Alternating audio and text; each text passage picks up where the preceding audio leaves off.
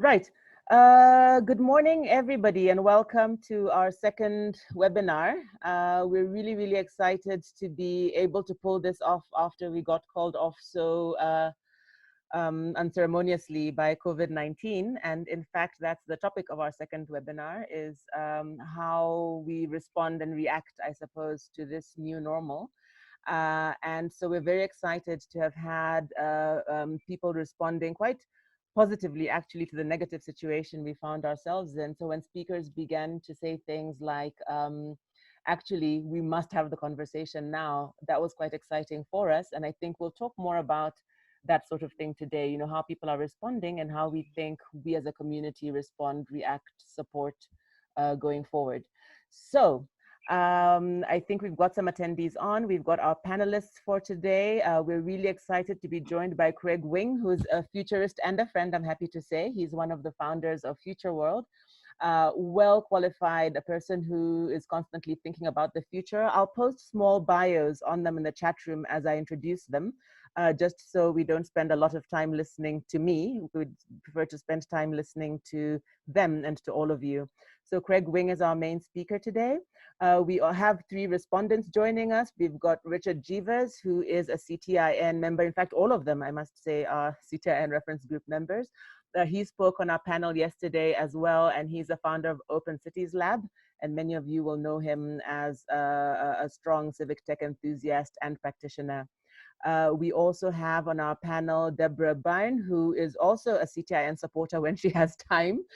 Those of you who attended the last conference may remember that she hosted a session talking about knowledge management and how our communities speak. She's currently with Oxfam, and in fact was part of the Making All Voices Count program that generated the CTIN program. Last but definitely not least, we've got also CTIN supporter and friend Koketso Moeti from amandla.mobi, which many of you might know. Really glad to have all of you on this morning. I don't want to spend too much time on how to use the tech. I hope most of you are somewhat familiar, but I will post a few house rules about how we want to take the call. So have a look at those in the chat if you get a chance. Basically, ask questions using the Q&A feature if you'd like, and we'll try and have some time later to chat together. Use the chat box as well if you have any issues. I should also have introduced Tsepo Chabalala, who's probably darked out on your screen, but he's on the ones and twos. That's Tsepo. And he'll be playing host for us today. So if you have any technical issues or anything like that, you may refer to Tsepo. We had a great session yesterday, and I think at some point during this call, Tsepo will share with all of you a link both on our website and on YouTube where you can watch yesterday's webinar if you missed it. Great, so going on over to today. Oh, sorry, I'm also supposed to say that you could also post on social media if you wish, and Tsepo will share that in the chat box just now, the hashtags you can use and where you can find us. So our topic today is COVID-19, reshaping the norm. Like I said, this was inspired by the situation we find ourselves in. We had to cancel a forum this week at significant cost that we'd spent a lot of time planning. And I think everybody is finding themselves very much in the same situation where they're having to reorient to trying to work and meet and have, you know, all of the usual kinds of engagements and communities we have in a time of COVID-19. And many of us don't know when this ends. And we just thought that's something worth talking about and reflecting on. So that's the conversation this morning. Without further ado, I'd like to really welcome Craig. I'm so happy you're able to make the time. And just to hand over to you to give us your take as a futurist on the times we're in. Thanks, Craig. Thanks, Geci. Really appreciate it. Let me just switch over to our presentation over here. Let's hope it works. Can you see that? Real good? Yeah, we're good? Okay, thanks, everyone. So everyone, thank you very much for allowing me to share some thoughts with you. Let me just frame this by saying, you know, even though I'm a futurist, I can't tell you what the future is going to hold. So I can't tell you exactly what's coming down the line. Rather, my lens is to say, you know, how do we think about the world in a different way? How do we think about the world that allows us to inform ourselves to determine the actions and strategies we make? So this isn't going to be focused around civil society, but it's mostly going to be a broad view in terms of where we stand, right? So you can see the slide over there, lovely, you know, the virus and the thing that's really getting us all talking right now. And so it's really going to be about what does norm look like. And in my lens and in my view, I don't think we're going to return to some kind of normality. I think this is something that's going to reshape the way we do stuff. From a vaccines point of view, there's talk, last night there was the US report that essentially keyline maybe an assistance to this and help reduce the symptoms. I'm not so sure. Vaccines wise, even if they find one, it's going to take anything between 6 to maybe 18 months because there's testing, there's trials, there's distribution, there's administration, and there's building up a stockpile. So I think this is something that's not going to be a flash in the pan. In many respects, this is a wild card which is going to reshape the way we do stuff. Okay, so let's get this going over here. So how bad does this get? I'm not a expert in data modeling or an epidemiologist or any of these things. But what I did do is I took some very rough numbers, and these rough numbers are based upon the official numbers that have come out from South Africa. And I'm sorry, a lot of these numbers are South African specific. And essentially what it does, I just modeled it off a 3-day rolling average. And what you'll see over there is the incidence rate, which follows a exponential curve. And the challenge, as we know, is exponentials are not easy to comprehend. A linear curve is pretty simple, but exponentials are not. You can see over there the blue bars, the bar graph, is essentially what the official numbers coming out, and the orange line is the projected numbers using a 3-day average. In terms of growth rates, we're growing at approximately 34% per day. And over a 3-day average, it's about 242%, which mirrors very closely to the international numbers, which is doubling every 3 days. I hope these numbers are wrong, but you can see since the 17th of March, the numbers seem to be okay-ish, 85, 86, 116, 112, 150, 153. And today, when the numbers come out in South Africa, the numbers say 206. Minister Mkhize says maybe close that number as well. Huh? So that's just in terms of where we're going with this. Fatality rates, we've seen the numbers coming out yesterday and what I've spoken about, and it's very scary. I've modeled this using a 2% fatality rate, which seems to approximate the norm. And in my model, I used a 30% infection rate. That unfortunately comes down to approximately 360,000 possible fatalities. That's more than double the amount if you combine TB, HIV, road accidents, road deaths, and suicide. So this could be a real problem for where we stand, right? These are all things that you know. What does it look like? Well, I mean, this unfortunately is, what the new norm may look like. This is an Italian nurse that has just passed out, and you can see the stories. I'm sure many of you have, as I have been, just reading up around what's going on. And this is taking a huge toll around our staff. When I say staff, I mean medical staff, frontline staff, but also those that service society in general. In South Africa and Africa in general, I think the challenge will be around the bottom of the pyramid, so to speak. Those that service us as those that don't necessarily have income. And I'll touch on some of those things from a civil society point of view. But again, just giving you a few images. This is the Kaaba Grand Mosque. This is an absolutely astounding sight because normally it's the time of Hajj right now, and this will be completely full. And again, this is another lens in terms of how coronavirus and COVID-19 rather is reshaping how we do stuff. Another lens, stock market. This was a week before the bloodbath started. Don't worry about the individual numbers over there, but just look at the shade propensity of green versus red.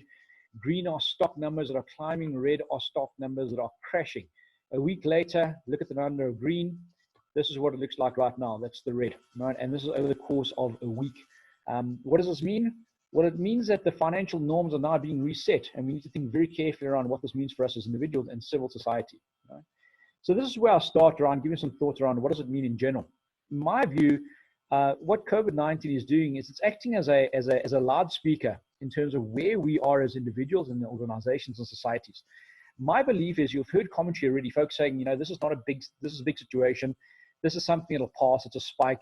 And not only will it return to normal, but we must ensure that it returns to normal and business as usual, BAU, because the profitability of what this is going to do, or economically, if we don't return to normal, we're going to have a complete fallout.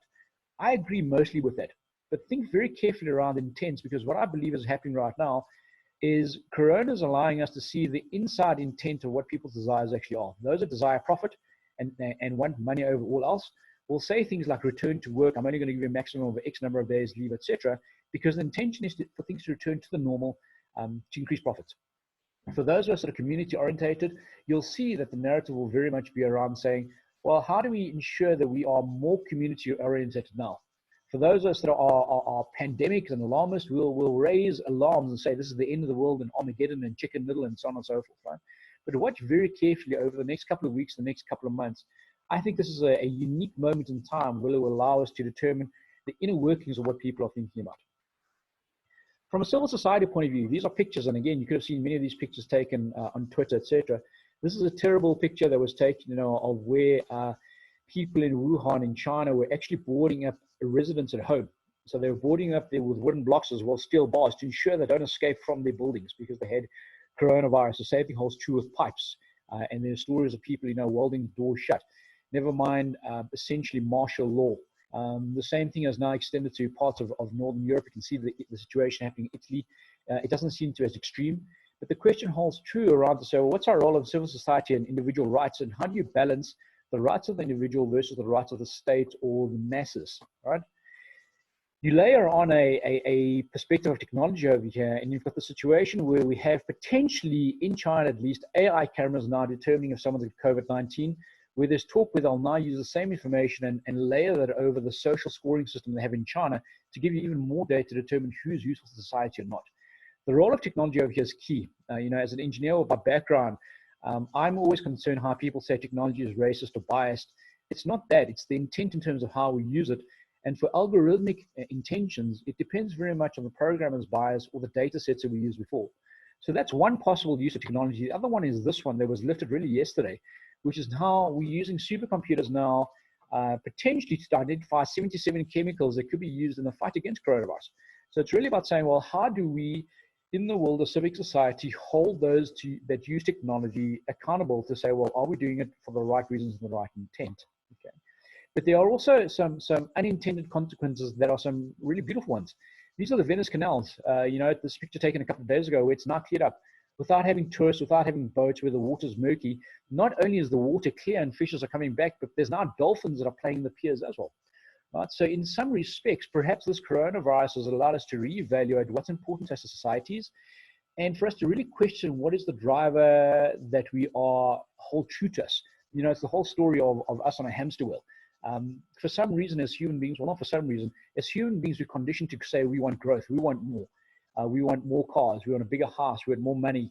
Companies want more GDP, they want more growth. Countries want more GDP growth, etc., etc. And I'm hoping this is a moment in time where we can collectively pause and just say, what is important to us, and do we really have to carry on at this kind of growth rate?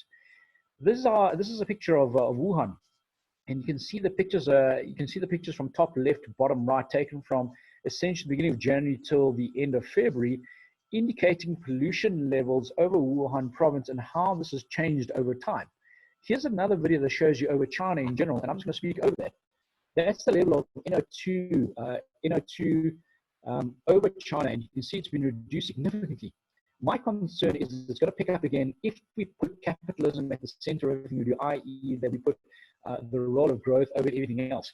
And that's the challenge we have right now, is to say, again, as I said before, what's the premise around what do we hold true to us and what's the most important thing? I really hope that this is a moment in time where civic society holds up their hands and says, well, not only do we have the populace attention, not populace attention, population's attention, but how do we use this for the right things and the right gains? And in that narrative, the most important thing is to realize that we're in this, and again, narrative has been said before, but it's a humanist approach, right? In Italy, in Rome, for argument's sake, there's stories of now neighbors in complex blocks that are now singing to keep spirits up. They're playing music together. They're doing amazing things, which is more than what technology can do. My hope is in not just civil society, but society in general, we remember the role of human beings and what it means to be human, and how do we then shift forward from that perspective? How do we ensure that not only do we remain human, but this gives us the ability to fast track forward and say, how do we keep the things that are true to us at the forefront of our minds? Civil society, I think, in many respects, I want to say has failed, but certainly at least in South Africa, needs to be more proactive, and we're starting to see signs of this coming through. But it's not just a us against them. It's ensuring that we are all on the same side. We're all from the same side of the table, not on the opposite side of the table, to create common narratives. We look at South Africa's response, and as extreme as it seems, I think it's the right thing. And it's amazing what we as a country can do when we are aligned and we ensure that we do stuff together. So I think it's super duper important that we do this kind of stuff. The most important thing, though, is even through the course of this next, whether it's the next week or the next month or the next 6 months, or the next year and a half, is to remember that no one is going to have a perfect answer. I like the words that Richard Feynman uses. He says, I'd rather have questions you can't answer than answers you can't question. And from that perspective, I think it's super important that we as civil society raise the right kinds of questions. It's not for us to have the answers and to behold and say, here are the answers, but rather to ensure that we ask the right questions, to have people asking these things so that we jointly create the right kind of answers. And for those of you that are a little bit concerned around how the speed of response is going and what's happening right now, there's a little quote over there on the right-hand side, which I think is super important. It's, even though the world has never moved as quickly, it will never again move so slowly. And that's indicative, again, think of all those numbers that I showed you, whether it's the growth rate of the corona spread, whether it's market rates falling. I don't think that this is a flash in the pan. I think this is a wild card that resets the norm. And my hope is that we identify this and determine, how do we ensure that we move forward together, not as individuals, but more importantly, we don't use our humanness to do this. So that's me. Thank you very much. A little bit ahead of time, which I think is cool. So we have more time for questions. Thank you very much, everyone. Thank you, Craig. I think that sets us up really well. It's not a flash in the pan. We need to be asking questions. And I love this point about us having to really begin questioning our values. But I'm not the respondent. We have qualified respondents. I'd like to hand over to you, Richard, just to see what this has you thinking, but also perhaps what your thoughts are on this new normal. So if I can just invite you in. Cool. Thank you. I think first, just a couple of responses, and then I'll pull some slides up very quickly. Yesterday I was very over time, so I'm going to try to stick to being on time. I think the flash in the pan thing, I agree with. I mean, as far as I can understand, and obviously all of us are reading as much as we can until there is a vaccine, and even potentially beyond that. Even if we manage to curb this current exponential rate, as Craig spoke about, at any other point, until there's full kind of the virus has moved away completely, there is basically always the risk of the flare-up. And so as civil society organizations in South Africa, even if obviously you plan for the worst and hope for the best, within your risk mitigation, I think it really needs to be about making sure that we're thinking about this in 18-month to 3-year timeframes. We're starting to bring in measures and change the way we do things. We're starting to think about business continuity in terms of leadership and initiatives and projects. So I just want to get some slides up quickly. And get going on this. All right, I hope everyone can see my screen.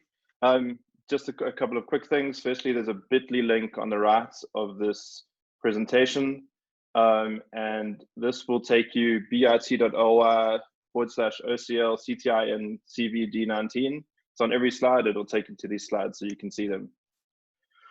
I thought maybe, look, I'm not an expert in any of the sort of virology, all the kind of medical stuff around COVID. I'm a Civic Tech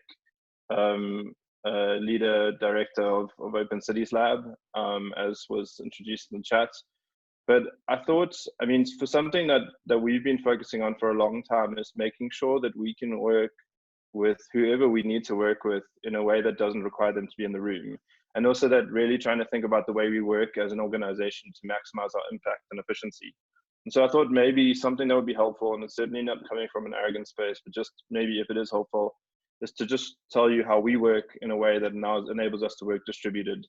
So firstly, we very much embrace agile to a degree. I mean, we're not acolytes, but essentially what we are very keen to do is remove any sort of clutter or overextending meetings and project processes and all these sorts of things from the way we work. And so what we do is work in 2-week sprints, which means that we set tasks for the next 2 weeks, and we have daily meetings called stand-ups, which are 15 minutes in the morning, where we just drive hard towards those outcomes, just over a 2-week time frame, and we really just focus on 2 weeks instead of any sort of longer term. So we set up our general project plans and vision and strategy and all these sort of things for the longer term, but then we really cut our workflow into 2-week chunks. We start with a sprint meeting, we lay down tasks, and then every day we have a stand-up, and now we're doing these online, where every person in the team talks about what they delivered yesterday, what they're sprinting on today,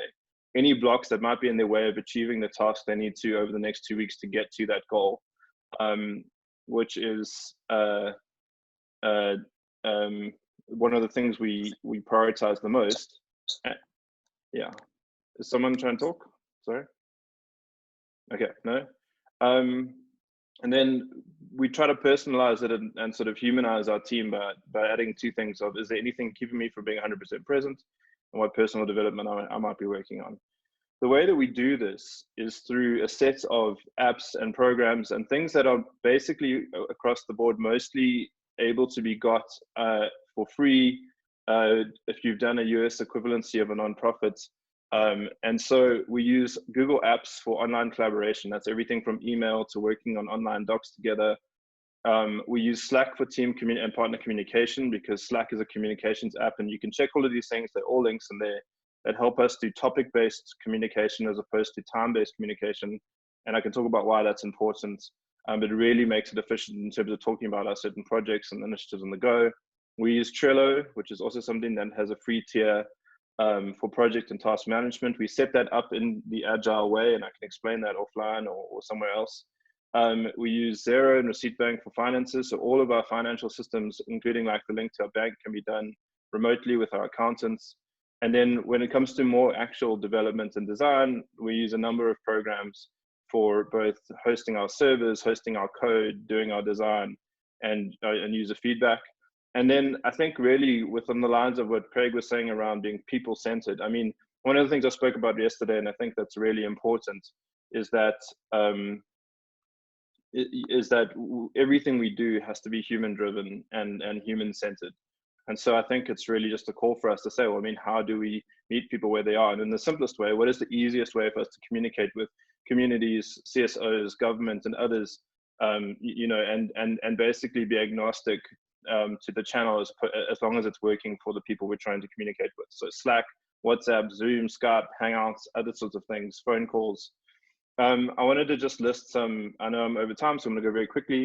I wanted to list some civic tech initiatives that are happening, 2 in South Africa, or 2, well, I mean, one is Stay Home, which is actually done by the University of Washington and another research group, but it's a really interesting idea of how you can essentially use this. It's an app which helps you symptom track, bring data on symptom trends, gives you resources for how to deal with this. And I think it's something we could be interested to either fork or try here.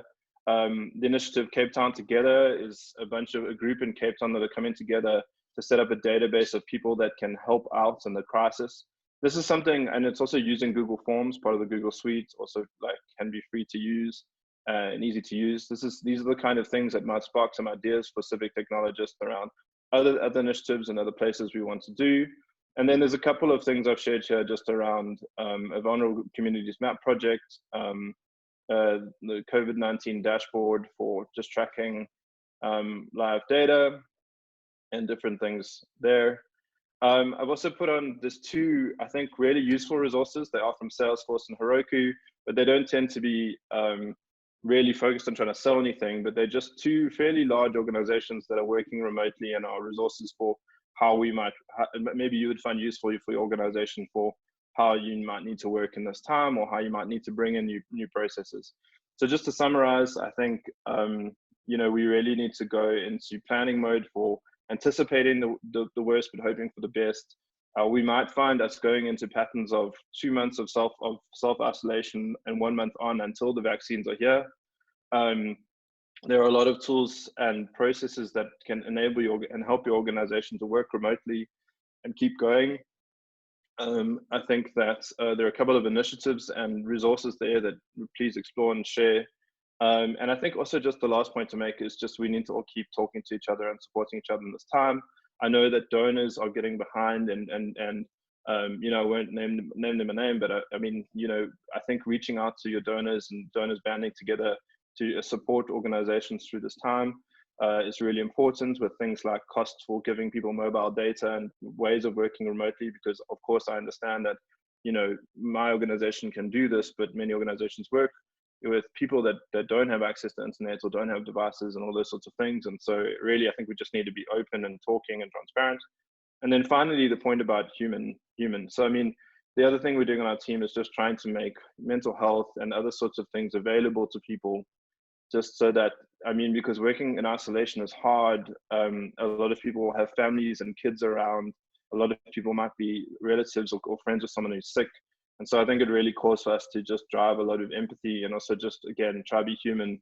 And as much as we're able, support our teams and our partners in terms of mental health, access to healthcare, and then also especially with the communities we work with. But I haven't focused too much on that, because I imagine Koketso and Deborah will be talking more about the actual in-person work and that kind of thing. Thanks. Thank you, Richard. Thank you so much for that. I'm just going to stop your screen sharing there for a minute. Thank you so much for that. I was laughing at the end. You said, keep talking. And I thought, there's a quote. Johnny Walker says, keep walking. Richard Gevers says, keep talking. What do you think? I like it.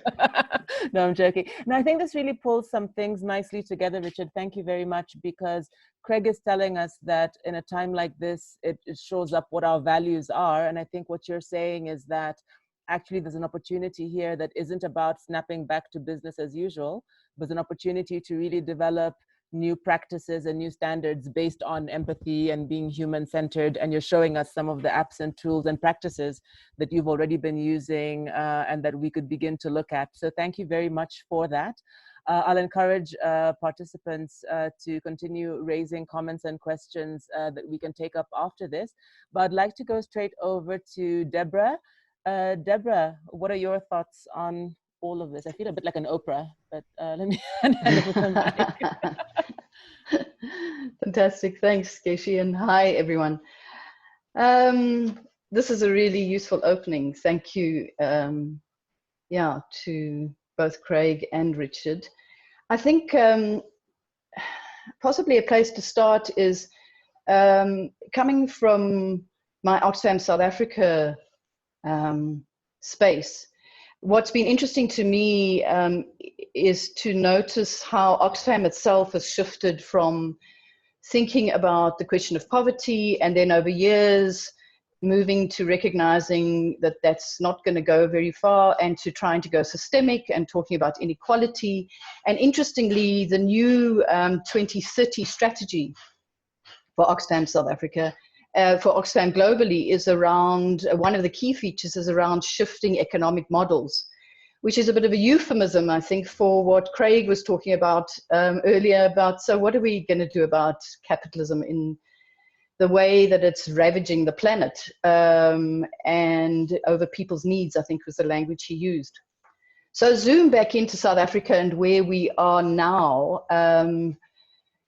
And one of the biggest things that's, I think, a worry is that at a time like this, where we are all being encouraged to try to stay apart a little bit initially, and a lot probably in the weeks to come when we look at that exponential curve and the months to come, the question of data has to come into central focus here. We've heard in the last couple of months, Vodacom is cutting its data costs dramatically. Others will be forced to follow suit after the Competitions Commission insistence. If we're going to tackle this in a way that, as Craig says, has us really thinking about the world differently, that's an urgent call from all of us, from civil society, from donors.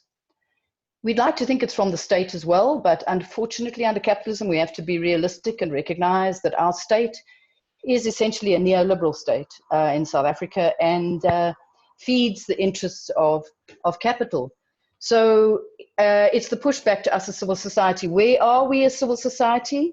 Again, it's very clear, as Craig's intimated, that he called it, civil society has failed. Well, I think I'd agree. It's failing. We had a really, really robust and amazing civil society. But with the shift post-1994, we have seen the fracturing. That's undeniable. Where do we go at the moment? Are there any encouraging signs? I think there really are. So the question is, what for me, and I think that's where Oxfam South Africa and a lot of us are grappling in civil society, is where is the really exciting and interesting energy coming from? Is it coming from the traditional old organizations, or is it coming from new spaces? We'll hear from Koketso some of the new spaces, and I'm sure we'll hear the exciting. Some interesting examples in the last few days, and I think those are where I would hope we can draw inspiration, is that on the one hand, there's very traditional forms of media happening.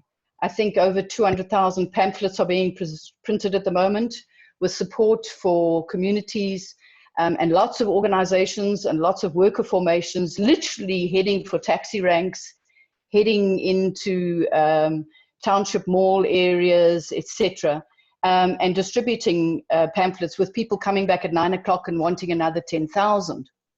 Those are really encouraging. There's your civic media.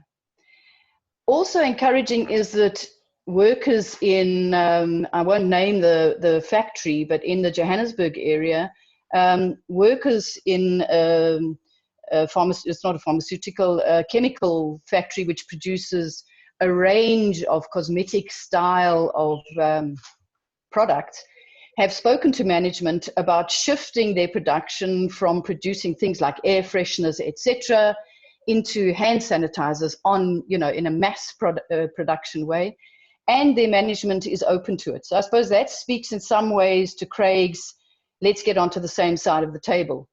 I'm not as optimistic on that side. I think we're going to see a terrible attrition rate for what is increasingly a largely casualized labor force in South Africa. I think we're going to see all the fallout of that and that precarity in the weeks to come.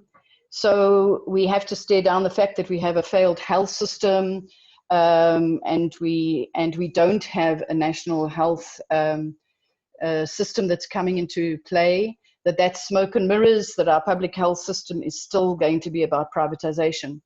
So whether this is a moment where it's actually an incredible opportunity for all of us to find a way into what have been really difficult conversations, and really reflect on what the real crisis here is, and have some of the unpleasant engagements and seize factories, quite frankly, would be something that I think could well be a potential here for workers who are organized in that way, and that the state should be supporting that kind of thing, of actually taking over factories for the necessary production of bread in the months to come, for the necessary production of maize meal, etc., and going back to the real basics, not in the statist way of saying it.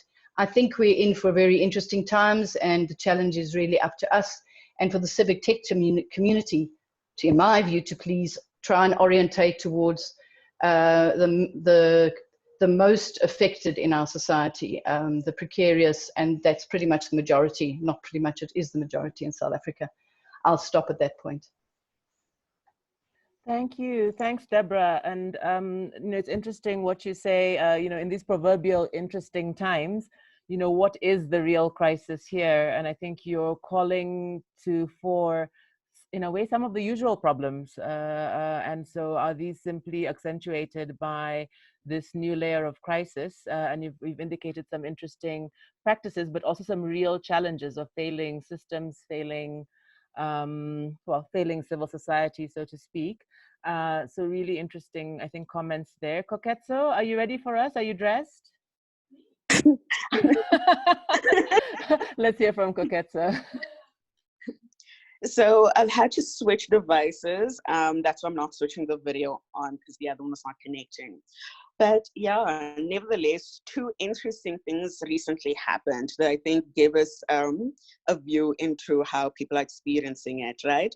There's this view that people in general are re-evaluating what's important to them. But on the other hand, there's the real reality that a lot of people are stepping back and entrenching existing inequalities, right? So what happened was there was a woman who knocked at my gate recently, older woman. She was devastated. I went to the gate and I asked her what's happening. Turned out that she was a domestic worker in my area, and the person whom she worked for fired her with immediate effect, right? Owing to the threat that she would bring in corona. And I mean, she was devastated. What is she going to do? So she was going house to house asking for people to employ her. And then shortly after that, at a later point, you know, I went to go look for bread. And as I was looking for bread at the Pick and Pay, of course, there were certain people, white people predominantly, who were busy stockpiling. Now, there was an older Black woman there who was trying to get something at the deli, you know, something to eat at the deli. But the lines were very long and she was in a rush because she wanted to go back to work. And then she started coughing loudly. And then people moved away. You know, it was just like something from a film scene, the way people moved away. And then she paid for her fat cakes. And afterwards, she looked at everybody and said, I don't have corona. I'm just really hungry. I need to go back to work. And that's why I wanted the fat cake so quickly. So it was very funny to observe, but you know, it was very interesting to observe as well how a lot of people quickly step into that parochial, self-serving kind of mentality in different ways that got us here in the first place. You know, the idea that your comfort is the only thing that exists, which is part and parcel of why we find ourselves here. And what's very interesting is a lot of people are thinking about the problems as being out there. We speak about capitalism and all of these systems as things that only exist out there. The reality is you can't separate the systems from individuals, right? Because there are individuals who regularly benefit and prop up these systems in so many ways. And I think right now there's an opportunity to go directly for that, you know? Who are the people? Let's pierce through this veil of secrecy that tells us there's this nebulous force, you know, that is causing all of these problems. Let's pierce through it and say that they are individuals whose selfishness does this and this and this, who benefit from XYZ and XYZ, you know, as we have seen, whether with the price hikes on certain items, whether with people who are stockpiling, not considering that others too must get stuff. We've seen it in various forms. Now, one of the concerns for us at Amandla, as people physically distanced, two issues have, you know, there's obviously a variety of things we are concerned about, but a couple of things that came up was that one of the lessons from the Ebola crisis that we saw, right, was that the consequences of Ebola and the outbreak of Ebola in DRC was not only deadly for patients, but also healthcare providers.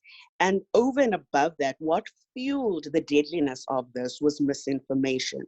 And there was a study that was published in a highly respected British medical journal that found that during the Ebola crisis, people were bombarded with misinformation. And this reduced the chance of how people seeking help, people taking preventative treatment, and even when the vaccine became available, people actually taking it. Right now in South Africa, there's been a huge amount of effort, you know, into ensuring that people have reliable and factual information on hand. But on the other hand, how can people access it? The issue of data is often spoken about in relation to, you know, the academic stuff, children being at school and needing to learn from home, when actually we should also be challenging our companies, right, to be zero rating all of these places with immediate effect that people can get factual and reliable information from. But over and above that, I'd like to escalate it. Recently, when Vodacom did its historic settlement with the Competition Commission and agreed to reduce prices and offer this basic package of services, right, to ensure basic access for people. One of the things, two things that was striking for me is that the CEO of Vodacom was talking about how this is going to cost Vodacom 2.7 billion per year. it's estimated. That is very small considering all of the decades of exploitation consumers has suffered from them.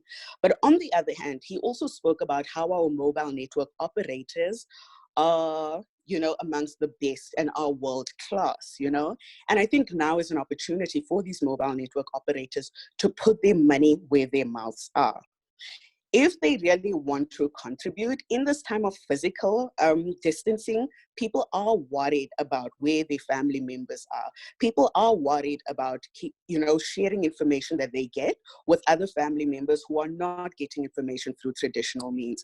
And so one of the things we as Amandla are quite interested in is ensuring that all of the mobile network operators for the next 4 months at least, with the guarantee that they will extend it if necessary, should provide at minimum a 3 gigabyte data bundle for low-income households, you know, and also increase the number of SMSs, free SMSs that they get per day, so that people can also keep in touch with family members who may not be using mobile devices that are, you know, that are internet friendly. I think that's a big thing for our focus, because again, this is going to have implications for people's mental well-being, right? And distance has consequences. We also know, given South Africa's spatial architecture, who is separate, who is far from their loved ones. And right now, as we, you know, domestic travel is discouraged, who cannot go home, you know?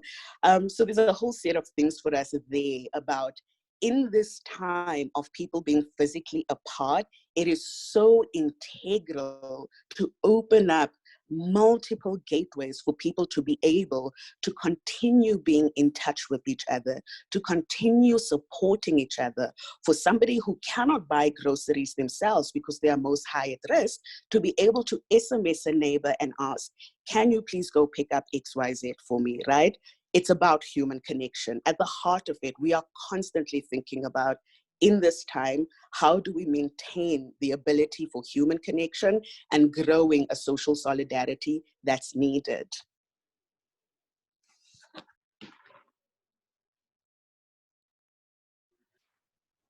Koketso, is that you? Are you done? Oh, yes, sorry, yes. Okay, sorry, I didn't read your mic drop moment correctly. Thank you so much. So what are new means through which we can maintain human connection? And I think picking up from Deborah's point as well, and I think you're really making very clear how the current situation basically intensifies the inequalities in our society, and what are some of the things we need to do, and then some of the advocacy Amandla.mobi is doing to really advocate around these issues of access and how important that becomes for a big part of society. So thank you very much for that input. So colleagues and attendees, those of you who joined us in the course of the inputs, welcome. Really excited to have this set of speakers and panelists speaking to us on this topic about the new times we're in. I would direct you to the Q&A section of your screens. You'll see that we've already had some interesting questions and answers flying. Please feel free to post more. In our last 15 minutes or so, we'll be looking at those. So Craig has responded to a couple. If you go to the answered tab, you'll see there was a question about whether there are any practical examples of how social actors can act to orient towards different economy. Both Craig and Debbie have shared some ideas there. Craig's ideas around how we could even begin doing some things now. So he says, why don't we set up a way to collate, spread, and share ideas and examples, even starting now? Deborah refers to some of the efforts around circular economy and says there could be some ideas there. She's also happy to share more on some of the work that Oxfam has been doing in that space. There's a question then from Kirsten Pearson about how civic tech can be used to mitigate issues of vulnerable communities, for example, in rural areas or informal settlements. A couple of responses there. So Craig is saying, yes, he's got some examples where he's seen that. He thinks two primary dependencies that are not widely available for tech: electricity, connectivity, and of course, water. And he thinks it's useful to think about creative solutions. How do we solve for the lowest common denominator, not for the norm? And I guess he means the sort of urban norm. Deborah has made some comments about the power of WhatsApp communities. So simple, powerful, but data reliant. So is there anything we can do there? And Amandla is already speaking to some of their work around free data as an important resource. Richard's also commented on the fact that they at OCL are currently working on a few initiatives in that regard, but these will be medium term, so not immediate. So feel free to go through those. There's a question from Wendy Trott about whether there are similar initiatives in Cape Town to what we've seen in other cities. Richard indicates he knows of some in Durban. And I think there's then a question from Zuki Kota around it's been fascinating to see how the state has been able to make certain websites data free. So why should this happen only under the circumstances of crisis? Why couldn't it have happened before? And Richard is completely agreeing. A lot of impossible things are being shown to be quite possible. So again, to the point of new economy. So interesting comments there. There are a couple of open questions, and maybe I'll use those to go back to our speakers in these last few minutes. If I start from the top, Koketso, there's a question for you.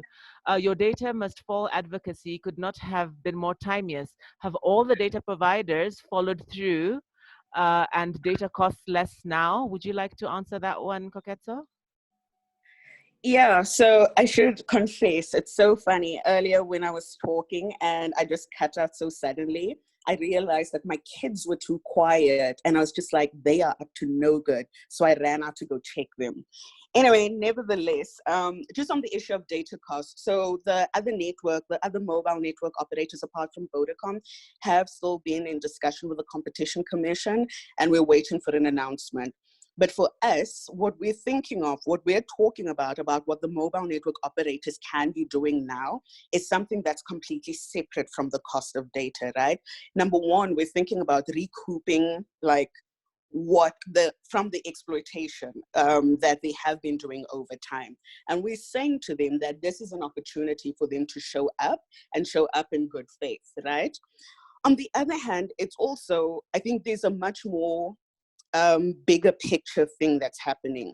As people have noted, a lot of what has been said, not just in South Africa, but across the world, a lot of things that have been said to be impossible are suddenly becoming possible.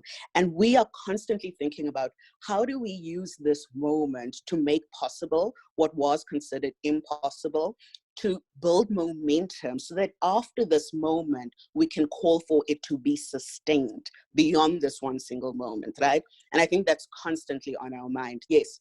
But the data must full stop, we will be continuing, and we see this as a response that's needed from the mobile network operators that is separate from the Competition Commission process, because they are part and parcel of this country and have an obligation. And this also strengthens the notion that in the internet should be serving the public interest. No better example of that right now in this moment.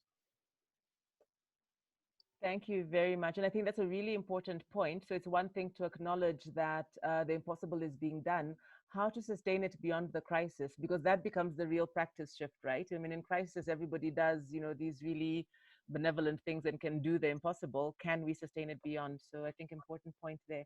The next question I've got up, Terence Sibia is asking, the big elephant in the room is SA spectrum. So again, on the data issue, so data costs are coming down, but that will mean nothing if the long-awaited spectrum is not released. Panelists, your thoughts? I imagine a few of you might have something to say on this one. I mean, I could just point to the fact that Isak, put him on the spot and say, Isak Mana is an attendee here, and we've been talking in quite early discussions about the relationship between open data and open access in terms of, actually hard infrastructure to connect. I mean, at the moment, I agree that that is a critical thing. And I know that there's a lot of initiatives like Project Asizwa and others that are trying to, bridge the gap around data and making the actual hard infrastructure possible, so universal access to the internet is possible, and all these sorts of things.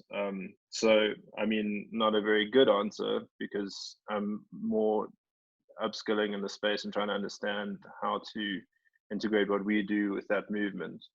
But just to say there's quite a lot of stuff happening in there, and perhaps Isak wants to answer or not, but yeah, I agree with the point. I mean, the spectrum thing is critical. Craig, I think you have some thoughts on this as well. And I know Koketso will have something to say because I've discussed this with her before. Craig, go ahead.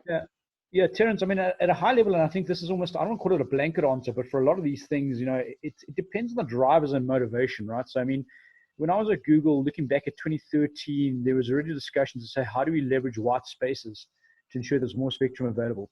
The short answer is it depends on the, it's terrible to say, it depends on the economics of the situation, and then obviously embedded intent and who runs and who's influential in the situation, right? I think what's going on in the spectrum thing right now is there's a jostling for position, there's jostling for power. You know, the current de facto standard, you look at the big three mobile operators, they've got the monopoly on this kind of stuff.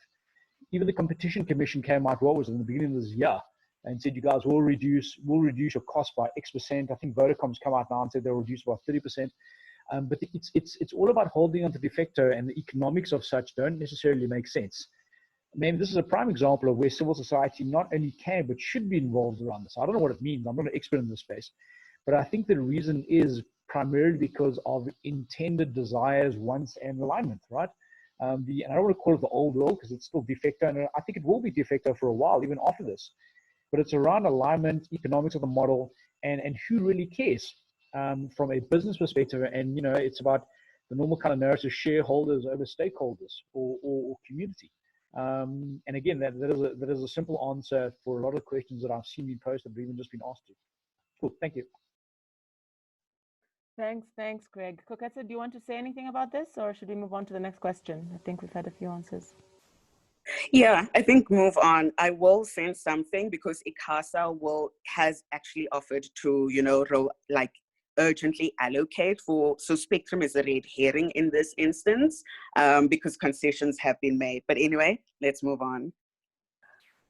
Yeah, that red herring issue is what I was hoping you'd raise. So let's see, and please do share the document. Are you going to share it in the chat now, or are you going to share offline?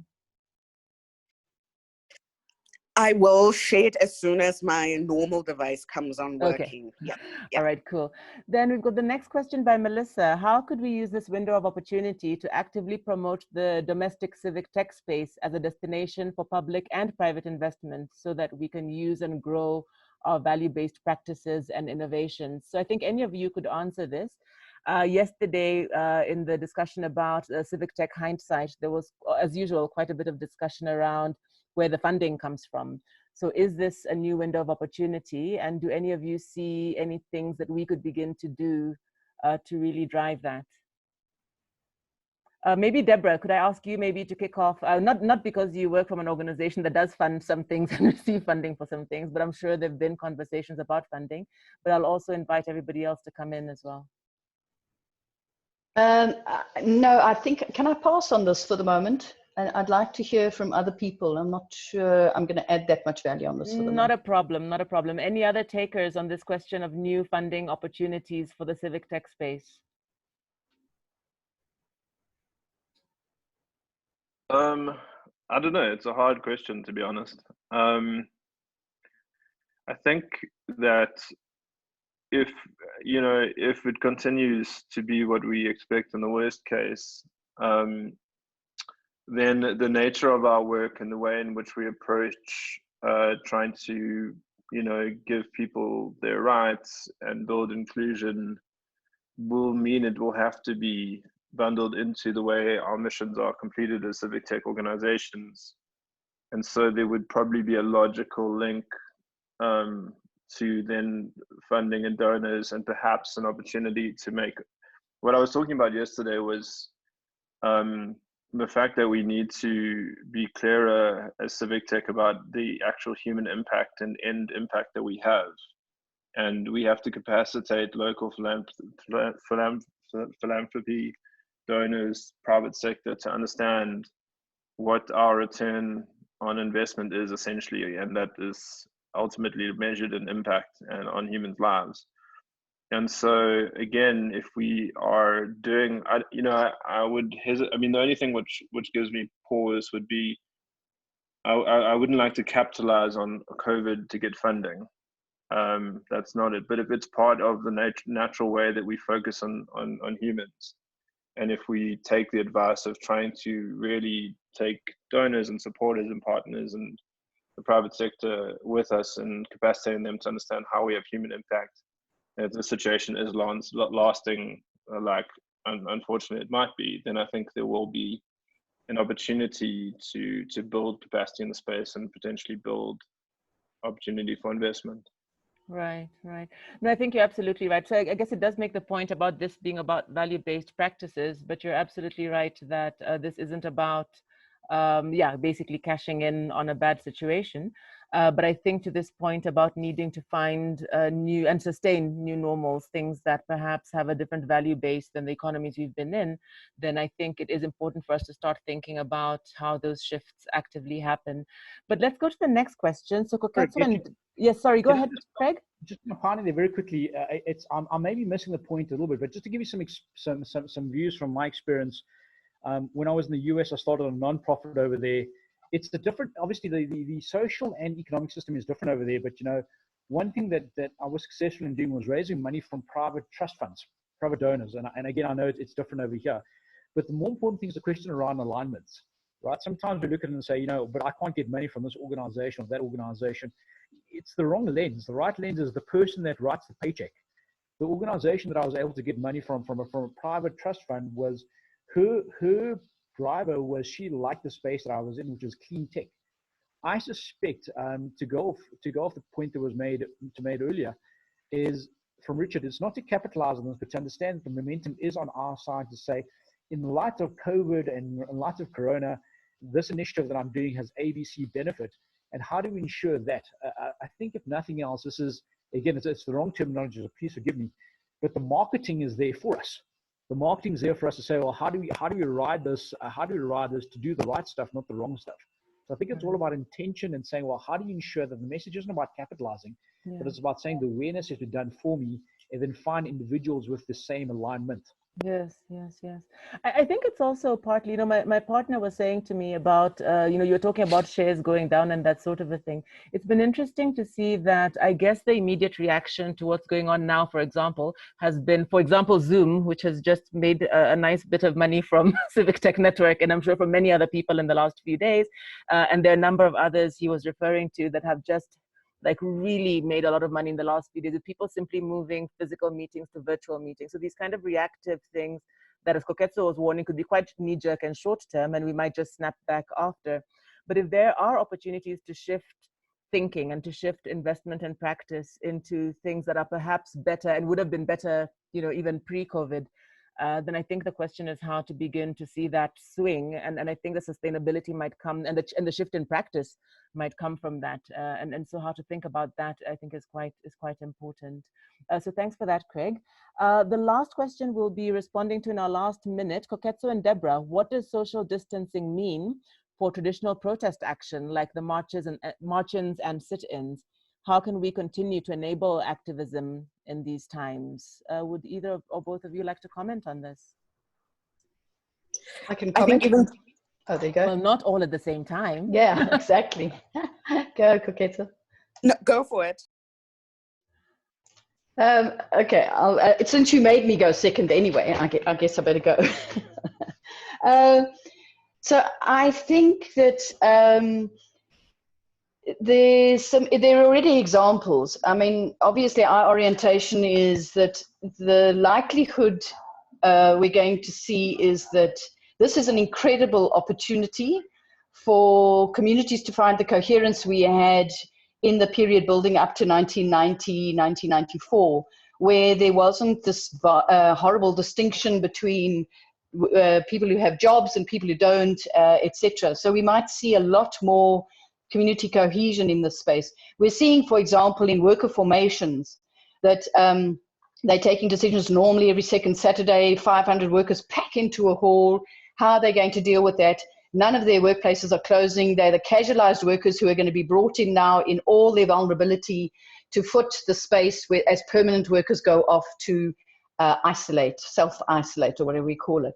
So basically what happens, they're wanting to continue meeting. These kinds of formations are staying open, but the workers have agreed 1 person per factory this time. And so it's managing that. Just be careful, be sensible. and find ways. I think we're going to actually, I think the amazing space that's opening up here is, I think we're going to be happily and fantastically surprised at how young people in shack communities and townships show up in the next period, and we see all those wonderful stories of where change really can come from. People liberate themselves. People en masse are basically our future, in my view. Whatever governments are going to do, whatever factories are going to do, they're going to be pushed by communities. Thanks. So I know we're running over time, but I just want to say this, right? I don't know if people have followed, but what is considered to be the biggest protest against Bolsonaro actually happened in Brazil, happened during this time. People were banging pots from where they were and actually projecting against buildings to say Bolsonaro must step down. Creativity is key. And it's not just starting now with COVID. All around the world, here in South Africa, in so many ways, people have been creatively protesting. I think that question should be reframed too. If people think of protest as only taking to the street, then yes, there's a problem. But I think throughout this whole time, in many ways, and we're seeing it continue, people have been protesting in other ways as well. So I don't think it's going to have an impact. It's just going to spur on so much more creativity, potentially, as we're already seeing. I think that's a really great note to end on, actually. Creativity is key. And if I connect that to where we started with Craig's initial input around the importance of these times in that they show up our values. So what are our values and what are we trying to do? What kind of society are we trying to build? And then, yeah, coming back to creativity is key. How do we achieve that? And what are some of the ways Civic Tech might help do that? We've learned and heard about a few practices. I'd encourage you to look at the Q&A. There have been a few other examples shared and also in the chat room that you can look at in terms of what people are trying and thinking. So how do we move forward in these times? We've got to move forward. I think we've been told it's the time to connect more, not to connect less, but given distancing, that might mean something different. And I'd really just like to wrap up by thanking all of our speakers. We're almost spot on time, 2 minutes over, I see. But Craig, thank you for the time to speak to us. Thank you, Richard, Deborah, Koketso, for being willing to be our respondents. Thank you to all of the attendees for willingly posting your questions. I'd like to encourage you, as Tepo has already, to post a takeaway thought or key insight or comment in the chat box. We are going to capture all of those and pull them together and just share that back, including this recording. We have one more session that's on this afternoon. I'm just going to put that up on the screen. And so as you share your final comments in the chat box, as your way of checking out, please consider joining us at noon again for the next session. So thank you, everybody. Go well, stay safe, be creative, and live your values. Thank you very much, everybody. Bye.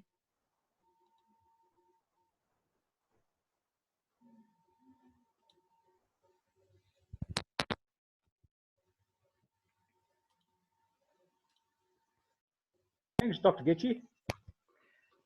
Thank you. Thanks, Craig. Go well. You too. Take it easy. Cheers. Bye. Bye. Thank you all. Bye. Bye. Thank you all. Bye. Thanks, guys.